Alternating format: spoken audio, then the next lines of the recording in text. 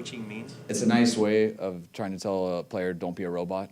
You know, coach, that's what you told me to do. Well, yeah, I drew it on paper versus cover 3, and you got cover 2. Like, it's not the exact same. You gotta do this. Sometimes you got to overcome coaching. I apologize for not calling it versus the right coverage.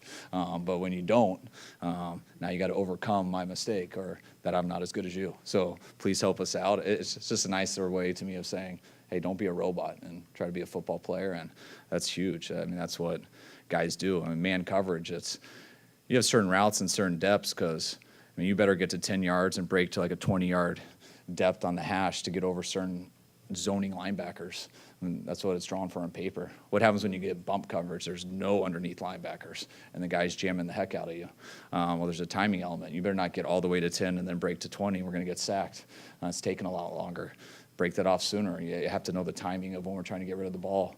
And now it isn't an issue. There are no zoning linebackers, so that's not a problem. But then you go do that versus zone the next play, and you're running under linebackers instead of over the top of them. So things change, and you have to be able to, in order to play in the NFL, you can't be a robot. You do have to overcome coaching sometimes. This year, are you seeing more guys overcoming coaching because they're more familiar with the system?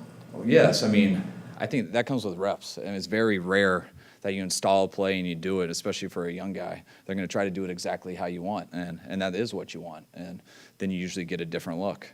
And they did exactly what you want, and you try to coach them on the field, and you come in and say, all right, I know what I told you, but I was telling you to do this versus inside leverage. Now you got outside leverage. What can we do differently? And then they learn from that. And I mean, there's 15 different ways you can run a slant route.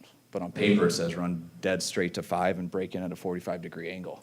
What are you going to do versus cloud? What are you going to do versus quarters? What are you going to do versus man? What are you going to do versus 3 deep? And that's stuff you coach. But players have to have a feel, too. That's why you want smart guys and also guys that the game comes a little natural to.